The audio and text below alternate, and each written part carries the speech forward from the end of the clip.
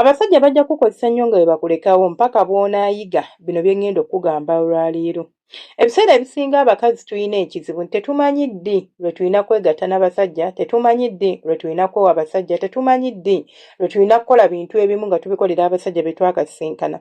Osanga omuntu nga strugglinga ne relationships nga ye yakaagala abasajja nga 4-5 naye nga bamukozesa bukozesa ate nga tebamuinvestinga mumanyi omuntu okuba ng'akwebakako ng'akuteekamu ssente ekyo kiba fair and square tubeere benkanya bannange. Ogenda kuŋŋamba senga ate awo olinga agamba nti mba nkola business. Tolikola business naye ate obanga takuwasizza nga ndimuwa benefits z'abafumbo nga talina kyampa kati nze mba nfunamu nti nange naawe oba ofunamu kuba onyumirwa naye nze mba saagala mba ntuukiriza gwe kyoyagala. Kitegeeza naawe olina okubaako ky'okola kyompa oba ky'oteeka ku mmeeza. Kati njagala ompulirize gwali eyo ng'ogamba nti nze senga abasajja olumala okunnebakako taddamu kudda.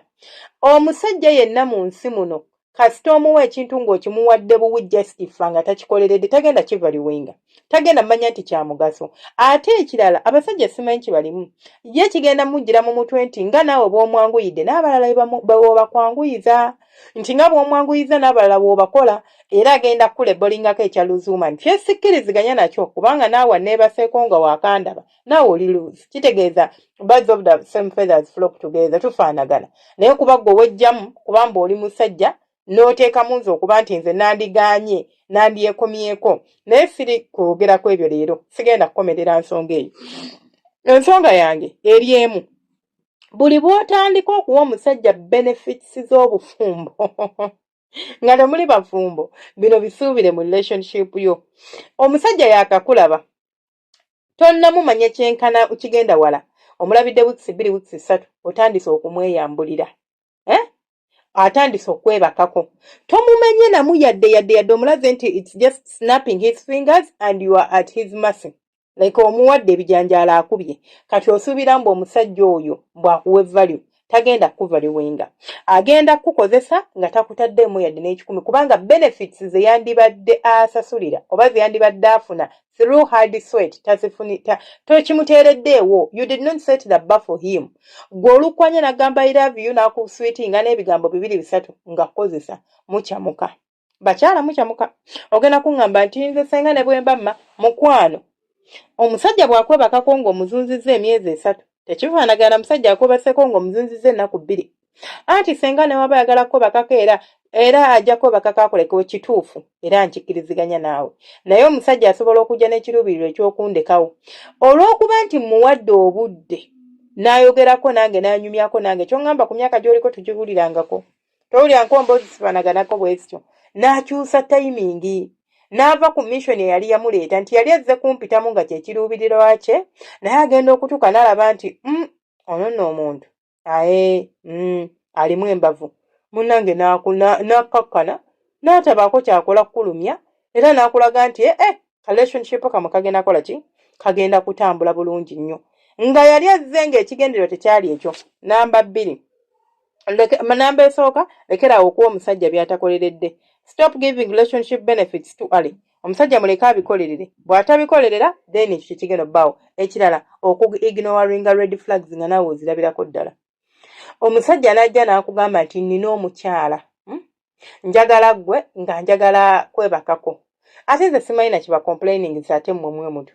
Nze kitagenda kikuteerawo nti njagala kwebakako ajja kugamba nti gwe njagala ng'ompa emirembe kubanga omukazi owange akubuulira kasasiro yenayina omukkirize. Kati gwe atandika okukozesa.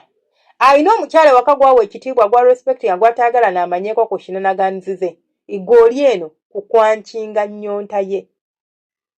Kumukusa bw'afuna ennyonta ng'ajja gy'oli ng'omukusa ng'addayo ewaka n'omukkuto gwe. Kubanga we osazeewo kubeera ng'okkiriza okutwalibwa bw'atyo. This is a red flag. Omusajja agamba atya nti nno nina omukyala gwe nkwagaza ABCD. Bw'oba olina omukyala tetuganye. Bw'oba onjagala ng'onjagala. Toŋŋamba nti ate nze onjagala kubeera nga wenkwagalidde nga bw'oli kubanga nina ennyonta kyawukana okubeera nga agula malaaya. Leka gambe nti nina omukyala naye njagala kufuula naawe mukyala wange ow'ebbali. Okitegeera nti waba ayagala kufuula mukyala w'ebbali mu butongole abalala bakishuga kooti nga nagamba njagala kufuula mukyala wange ow'ebbali naye njagala ebintu tubikwate mpola mpola. Mukyala wange saagala atumanyeeko.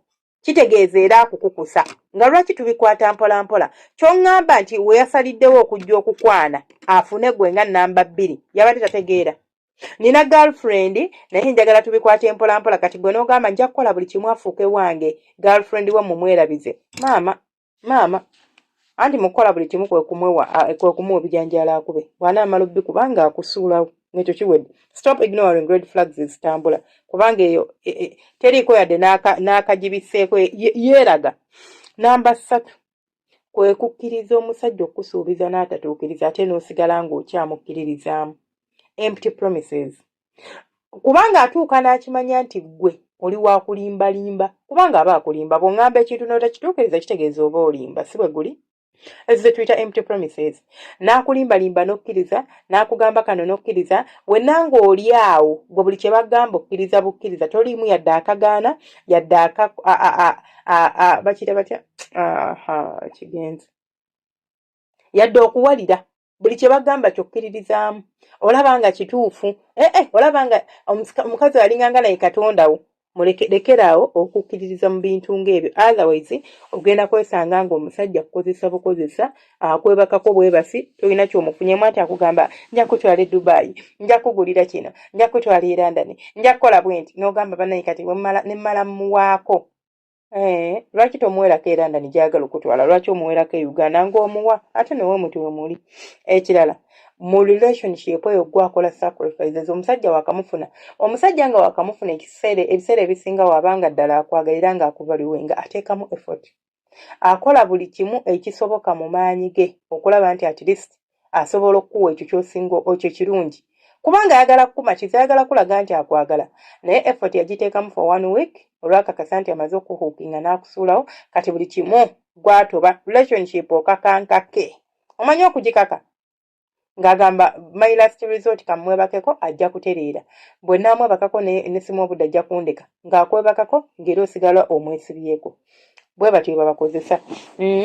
Namba 5 kwe kubeera nti omusajja akulaga ntakuvaliwenga naye n'osigala ng'okyamwesibyeko akulaga tolina makulu mu bulamu bwe naye gwe n'omulaga nti yadde obindaze nze siina gye ndaga ng'olinga agamba nti baamukupimako ng'olinga agamba nti waatali tosobola kubeerawo. Okitegeera mwewe vali bakyala omusajja bwewewa vali akuwa vali omusajja wewewa ekitiibwa akikuwa naye bwe weteekaawo ne weefuula nakijanjabaga era naye agenda kutwala nga nakijanjabaga byebyo ebyange. Tamwerabira subscribinga kulikinga no commenting omukama abanjagalire abankuumire ate abampeere ebisinga obulungi temujjanga okwo mubeere bulungi mweraba mikwano gyange mubeere bulungi mweraba temujjanga okwo mikwano gyange emirungi.